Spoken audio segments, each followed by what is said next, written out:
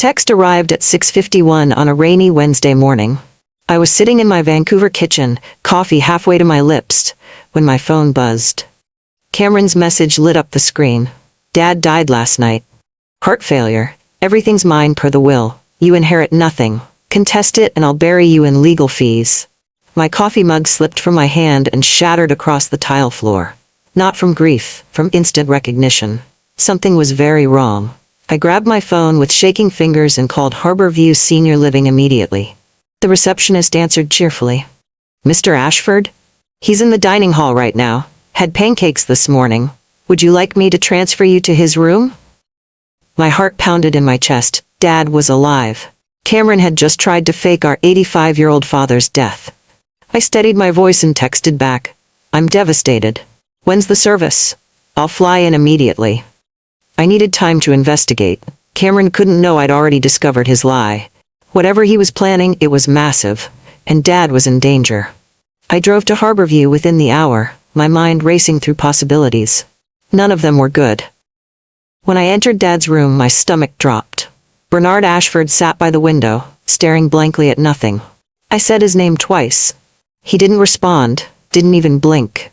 The head nurse, Jolene, approached me quietly. Your brother has medical power of attorney. He's been very involved in your father's care. What medications is Dad on? I asked, trying to keep my voice steady. Jolene hesitated, then showed me the chart. Massive doses of haloperidol and clonazepam started 4 months ago. The note said severe agitation and psychotic episodes. I felt sick. 5 months ago I'd visited Dad. We'd played chess. He'd beaten me easily, making jokes the entire time. There had been no psychotic episodes. I checked the prescription authorization. Dr. Pierce Holloway. I pulled out my phone and searched his name. His LinkedIn showed he and Cameron were college roommates at UBC in the 1980s. Jolene leaned closer and whispered, Your brother visits every Tuesday at midnight. I left Harborview and immediately called a private investigator. Sienna Marks came highly recommended.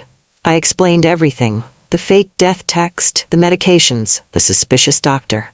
Give me a few hours, she said. She called back before sunset. Your brother's been extraordinarily busy, Victoria. My hands trembled as I listened. Cameron had transferred $425,000 from Dad's accounts over 7 months, all while holding power of attorney. Sienna had found property records.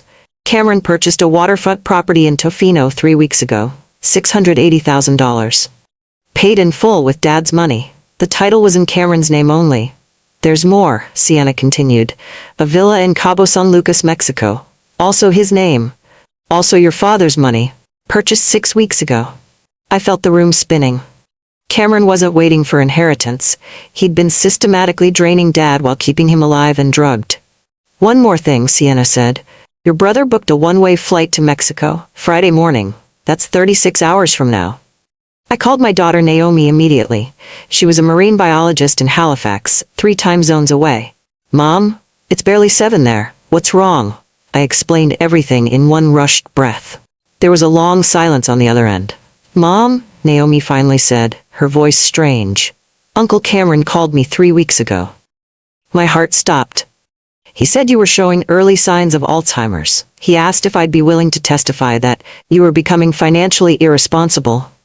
The betrayal hit me like a physical blow. Cameron had been building a case against me too. He sent me a document to sign, Naomi continued. An affidavit claiming I'd witnessed you having memory lapses and paranoid episodes about family finances. I'd shown 0 signs of cognitive decline. Cameron was manufacturing evidence before I even knew Dad was in danger. I didn't sign it, Mom. Something felt wrong. Email me everything he sent, I said. When it arrived, I saw the date. 2 months ago. Cameron had been planning this for at least that long. Then I checked my online banking. 3 failed login attempts yesterday, traced to Cameron's West Vancouver neighborhood. I confronted Dr. Holloway at his North Shore clinic the next morning. I walked in without an appointment and refused to leave until he saw me. When I showed him Dad's medication chart, all color drained from his face. Cameron told me Bernard was having violent outbursts, Holloway stammered, threatening staff. I prescribed based on his reports as POA. I pulled out my phone and started recording. In British Columbia, one-party consent makes this legal. So you never personally examined my father? I relied on family reports, he admitted. I may have over-relied on them. He agreed to stop all prescriptions immediately. Then he said something that made my blood run cold.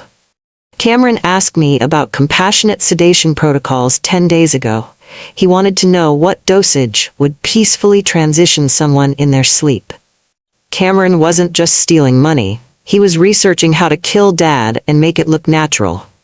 He asked me to come to Harborview tomorrow at 2, Holloway whispered. Said it was time to discuss final comfort measures for Bernard. I returned to Harborview at 11:45 that night, using my emergency access code. Dad's room was dark except for the glow from the hallway, but Dad was awake, more alert than I'd seen him in months. Victoria? His voice was weak but clear. When did you arrive? I nearly cried. We talked for 90 minutes. The medications were wearing off between doses and his real mind was emerging. He had no memory of signing POA documents, no memory of violent outbursts, no memory of authorizing any financial transactions. He asked about my mother Constance, then caught himself. I'm sorry, darling. Sometimes I forget she's gone, but I always remember you. Dad wasn't developing dementia. The drugs created temporary fog, but underneath his mind remained sharp. Jolene appeared in the doorway, startled. Miss Ashford. I didn't expect you. Your brother usually comes around midnight on Tuesdays. He should be here any minute. I realized Cameron had been visiting when no witnesses were around. Can you show me security footage from his visits? I asked. Jolene pulled up archived recordings from the past 2 months. I watched with growing horror. 8 weeks ago, Cameron entered with a leather briefcase. Dad was heavily sedated, barely conscious. 6 weeks ago, Cameron spread documents across Dad's lap. He moved Dad's limp hand across papers, clearly forging signatures. 4 weeks ago, Cameron set up a video camera. He recorded Dad saying confused, incoherent things. He was manufacturing evidence of incompetence. The most recent visit made me freeze. Cameron leaned close to Dad's ear and whispered. The upgraded security system caught every word. By Friday, Victoria thinks you're dead. By Monday, everything's transferred to accounts she'll never find. By Wednesday, you won't wake up from your heart failure. Cameron had confessed his entire murder timeline on camera without knowing the audio was recorded. I copied everything to a USB drive with shaking hands. As I finished, my phone rang. Cameron's voice was cold. We need to discuss Dad's memorial arrangements. I'm at your condo right now. We should talk face to face. I called Vancouver police from my car. They agreed to position officers nearby. I entered my Cole Harbor condo to find Cameron sitting in the armchair that had belonged to my late husband. He held a manila folder. You need to sign this, he said without greeting. It acknowledges Dad's wishes for cremation and confirms you won't challenge the estate distribution. The document was a complete waiver. If I signed, Cameron's theft became legally protected. I refused. His polished mask cracked instantly. You always were Father's favorite? Victoria, the brilliant engineer. Cameron's just in real estate sales. Do you know what 40 years of being second place does to someone? The resentment in his voice was decades old. Dad bought you out of his construction company at twice what it was worth. He paid for your master's degree. I got a handshake and a pat on the back. He confessed everything then, believing I had no leverage. The Tofino property. The Cabo Villa. The forged signatures. The fake death announcement. I pulled out my phone. This entire conversation has been recorded. Police are outside. Cameron lunged toward me. I stepped back. The door opened and 2 officers entered. Police arrested Cameron immediately. Fraud over $5,000. Forgery. Elder abuse. But at the bail hearing, his expensive lawyer Quentin Marsden argued successfully. Deep community ties. No prior record. Family dispute over estate planning. The judge granted bail at $50,000. Cameron posted it within 3 hours using Dad's stolen money. 6 hours later, Marsden filed an emergency petition for full conservatorship over Dad. The filing claimed Dad was profoundly incompetent and I was suffering from delusional disorder, making false accusations against my grieving brother. The emergency hearing was scheduled for 4 days out.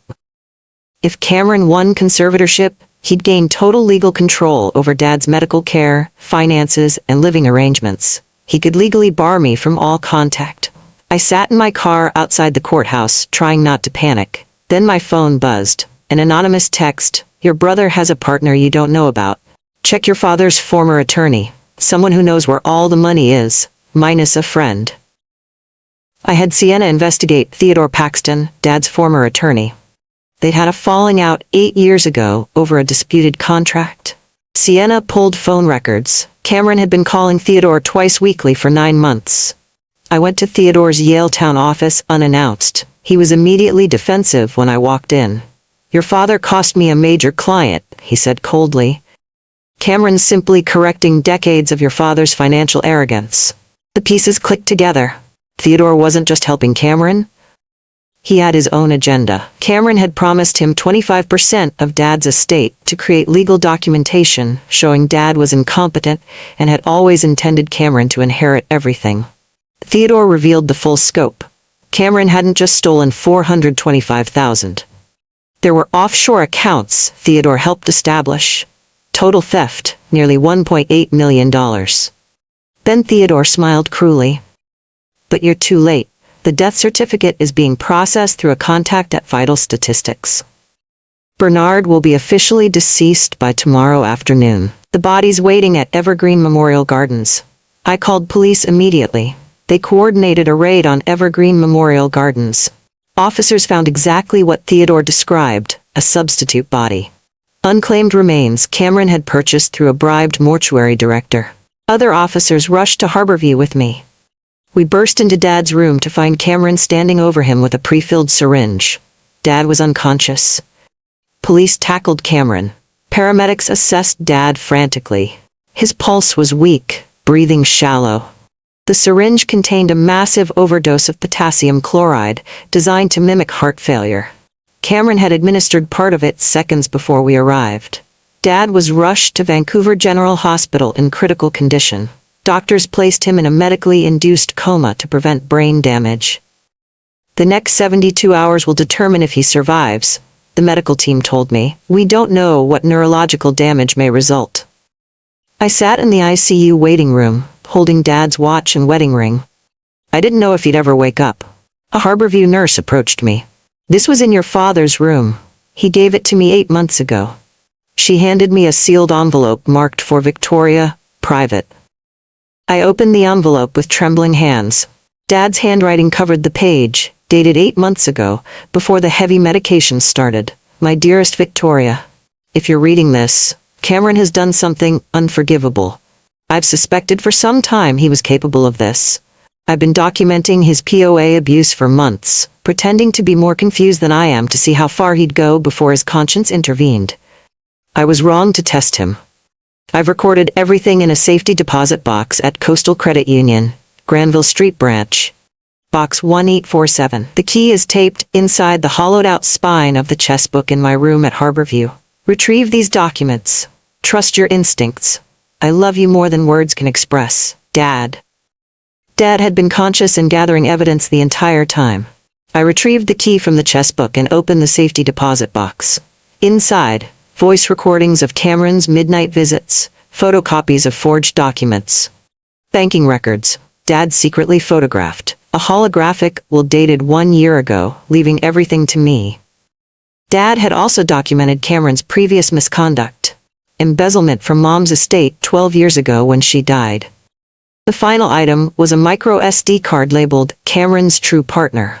The video on the SD card showed Cameron meeting Dr. Holloway at a restaurant. They were discussing the final protocol for both Dad and me. Holloway's voice was clear on the recording. "Once your sister is in 72-hour psychiatric hold at Riverview, I can diagnose her with delusional disorder. With both of them institutionalized, you'd control approximately $3.2 million in combined assets. My consulting fee is 18%. Holloway wasn't misled. He'd been Cameron's co-conspirator from day one.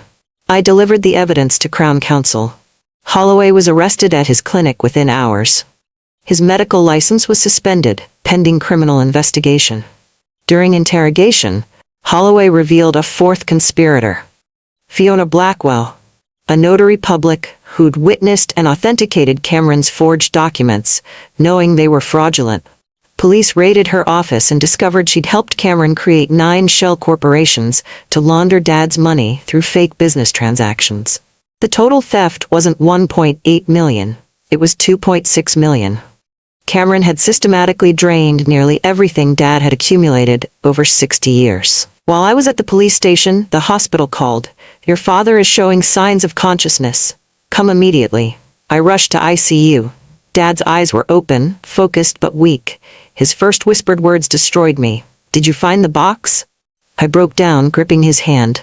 "Yes, Dad. You saved everything. You saved us." Through labored breathing, he explained. "I knew Cameron was stealing. I thought if I gave him rope, he'd tie himself up or hang himself with it. I was a fool to hope he'd choose integrity." Dad had been conscious and aware for months, documenting Cameron's crimes while pretending to be a dementia patient. He'd hoped Cameron would stop before crossing the final line. Cameron never stopped. Dad revealed he'd created a second secret will 2 weeks ago, during a brief window when he was alone with Jolene, who was also a commissioned notary. It explicitly disinherited Cameron for elder abuse and named me as sole beneficiary. Then Dad's heart monitor began alarming. He gripped my hand tighter. "There's something you need to know about Cameron, about why he became this person. Something I should have told you 35 years ago." "Doctor, stabilize Dad," he continued, voice barely audible. "Cameron isn't my biological son." The words didn't make sense at first. Mom had an affair in the late 1960s. Cameron's biological father was Theodore Paxton, Dad's former attorney. Dad discovered this when Cameron was 6 years old. He chose to raise him anyway, never revealing the truth to Cameron or to me. "That's why Theodore despises me," Dad whispered. "Not because of business disputes, because I refused to let him have a relationship with Cameron. I was protecting our family." Cameron had never known Theodore was his biological father. But Theodore knew and had been manipulating Cameron for years. "Theodore told Cameron the truth 9 months ago," Dad said. "That's when everything changed. That's when Cameron started stealing." Cameron's villainy had a tragic origin. Identity crisis and feeling his entire life was built on lies. "Does Cameron know you've always known the truth?" I asked. Dad shook his head weakly. "No. He needs to hear it from family. Before the trial. He deserves that much." I visited Cameron in pretrial detention at Vancouver jail. He initially refused to see me, then changed his mind. We sat separated by reinforced glass. Cameron looked hollowed out. "Dad knew about Theodore," I said. "He always knew. He chose to be your father anyway." "For 40 years. Cameron's composure shattered completely. Tears streamed down his face. "Theodore told me I was living a lie, that Bernard wasn't my real dad, that everything I'd built my identity on was fiction. His pain was genuine, but it didn't excuse attempted murder." "So you decided to steal from and try to murder the man who raised you?" I asked. "Who loved you unconditionally?" "I wanted to hurt him the way I was hurt," Cameron whispered. "I wanted him to feel betrayed by someone he trusted." I showed him a copy of Dad's letter. His hands shook as he read. Then Cameron said something unexpected. "There's money you haven't recovered, $380,000 in a Jersey offshore account. Theodore doesn't know about it. Here's the account information. Give it back to Dad." "Is Dad gonna make it?" he asked. "Physically, probably. Emotionally, I don't know if he can forgive what you did." At the preliminary hearing, Marsden argued diminished capacity. My client was emotionally devastated by discovering his paternity. He was manipulated by Theodore Paxton. Crown Counsel presented overwhelming evidence. Security footage, voice recordings forged, documents. The syringe with potassium chloride. Then Naomi testified via video link from Halifax. She revealed Cameron had contacted her 5 months ago, before Theodore told him about paternity, trying to recruit her against me. This proved Cameron's theft was premeditated, not a reactive trauma response. Banking records showed Cameron's first major transfer occurred 7 months ago, 2 months before Theodore's paternity revelation. Cameron was already stealing before his identity crisis. The judge denied bail. Mr. Ashford's actions demonstrate clear premeditation and ongoing danger. He remains in custody pending trial. As Cameron was led away, he shouted, "Victoria, check Dad's storage locker. Unit 847 at Secure Store on Marine Drive. Combination is Mom's birthday. There's something there he never told anyone." I drove to the storage facility and opened Unit 847 with combination 06181942. Inside were boxes of old letters, dozens of them, from Theodore to Mom, dating 1967 to 1978. The affair had lasted 11 years. It wasn't a brief mistake. More letters, from Mom to Dad, begging forgiveness. Dad's responses in his distinctive handwriting. I'm staying because of Victoria, because of Cameron. He's my son regardless of biology. I made a vow. I'm keeping it. My parents' marriage was far more complicated than I'd known. At the bottom was a sealed letter, addressed to me in Mom's handwriting, postmarked 3 weeks before she died in 2013.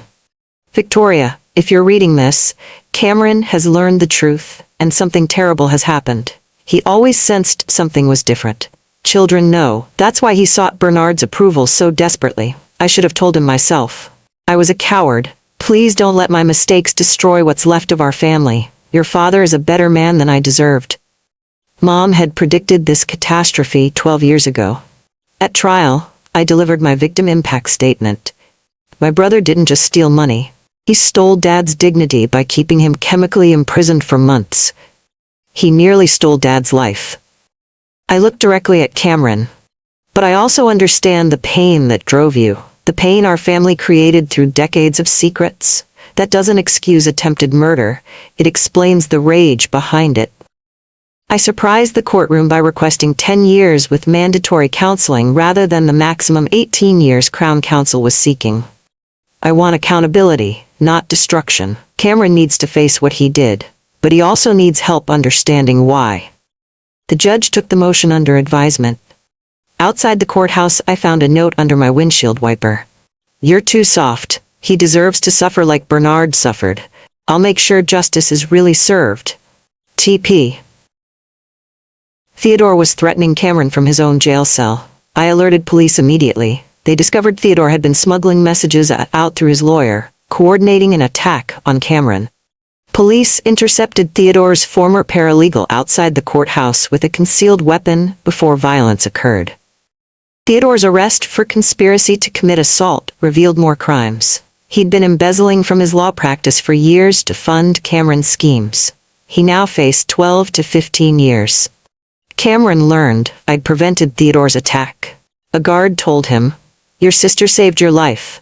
The guy Theodore hired was planning to kill you, make it look like a prison fight."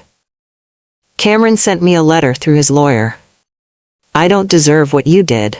But I need to tell you something about Dad that might help you understand why this all matters more than you think."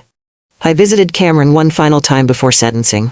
"Dad knew I was stealing from day one," Cameron revealed. 7 months ago, during one of his lucid moments, he confronted me. Know what he said? "Take what you need, Cameron. Just stop the drugs. We can work through the rest." Dad had been willing to sacrifice money to save Cameron's soul. I didn't stop, Cameron's voice broke. I got worse, stole more, hurt him more, because I wanted him to reject me. To prove Theodore right, that I was never really Bernard's son. Cameron had been unconsciously testing Dad's love by escalating crimes until Dad would disown him, proving the relationship was conditional. "Dad never rejected you," I said. "That's what destroys me. I tried to kill the only person who ever loved me unconditionally, just to prove love doesn't exist." Cameron handed me a sealed envelope. "Give this to Dad. Don't read it. It's between us. I've written what I couldn't say in person." The judge sentenced Cameron to 11 years in federal prison with possibility of parole after 7. Full restitution of stolen funds. Lifetime restraining order from Dad unless Dad initiated contact. Dr. Holloway received 8 years for conspiracy, medical fraud, and elder abuse. Theodore Paxton received 14 years for embezzlement, conspiracy to commit assault, and fraud. Fiona Blackwell received 5 years for fraud and falsifying legal documents. All conspirators were convicted and sentenced. Victoria watched Cameron led away in shackles. He looked back once and mouthed silently, "Thank you." The judge added an unusual condition to Cameron's sentence. Mandatory participation in family therapy if Dad agreed. This family needs healing alongside punishment. Outside, media surrounded me. I gave one statement. My father survived, justice was served. Now we focus on healing. I returned to Vancouver General, where Dad was now in the recovery wing. I handed him Cameron's sealed letter. Dad opened it with trembling hands. Read silently. Tears rolled down his face. He looked up at me and nodded slowly. Dad read Cameron's letter aloud to me. Dad, I know forgiveness is impossible. I don't ask for it. But you need to know, you were always my real father. Theodore gave me DNA. You gave me everything that matters. Love, patience, chances I didn't deserve. I destroyed that because I was angry about a lie. But the real lie was telling myself you weren't enough. You were always enough. I realized it too late. I'm sorry. Dad decided to participate in court-ordered family therapy. Not to forgive Cameron immediately, but to try understanding what went wrong. I supported the decision despite my own pain. Dad told me, I'm creating a new will, everything goes to you and Naomi, but there's a rehabilitation trust for Cameron. When he's released, if he's genuinely changed, he gets access to enough for a modest fresh start. Not wealth, just a chance to rebuild. Dad was giving Cameron exactly what Cameron tried to steal, but only if Cameron earned it through demonstrated change. 4 months later, we had our first family therapy session.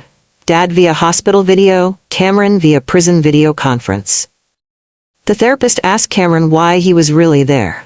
Cameron took a shaky breath. Because even after everything, I still want their forgiveness.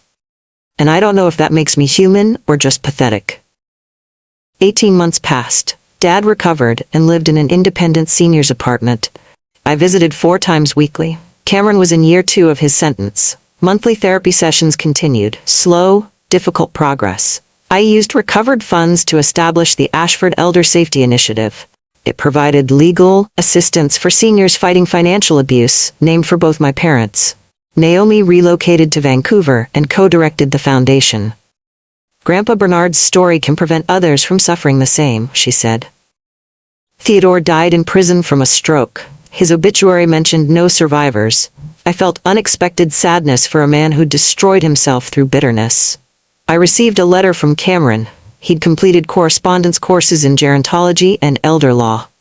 I want to help people who are like me, angry, broken, making irreversible choices. Maybe I can stop one person from becoming what I became.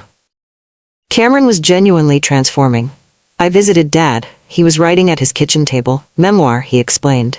Called Choosing Grace. About choosing to be Cameron's father despite biology. About choosing forgiveness despite betrayal. About you choosing to save us both when you could have chosen revenge. Dedicating it to Constance.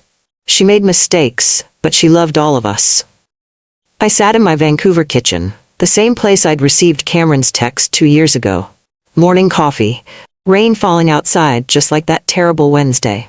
I opened my laptop and found a document I'd written that morning but never sent. Letter to Cameron. I read it now. You told me I get nothing. But you were wrong. I got to save Dad's life. I got to discover who I become under pressure. I got to choose love when hate would have been easier. That's not nothing. That's everything. I'd never sent it because I needed to prove it through actions, not words. Cameron's parole eligibility was in 5 years. Dad, now 87, planned to attend the hearing and speak on Cameron's behalf if rehabilitation continued. I'd made peace with my parents' failures. Perfect families were fiction. Families that chose each other despite imperfection, those were real. My email notification chimed. Cameron Ashford has sent you a message. I opened it. Victoria, I know I lost the right to ask anything from you. But when I'm released, could we meet? Not for forgiveness. I know that's years away if ever. Just to say thank you for saving my life twice. Once from Theodore, once for myself. I'm not the brother you deserved, but I'm trying to become someone worthy of the second chance you gave me. I typed my response. Not coffee, family dinner with Dad, at his place. You'll earn that invitation through years of continued therapy and genuine change. But the possibility exists. That's more grace than you showed us. I clicked send. I looked at Dad's memoir on my bookshelf and picked up my phone to call him.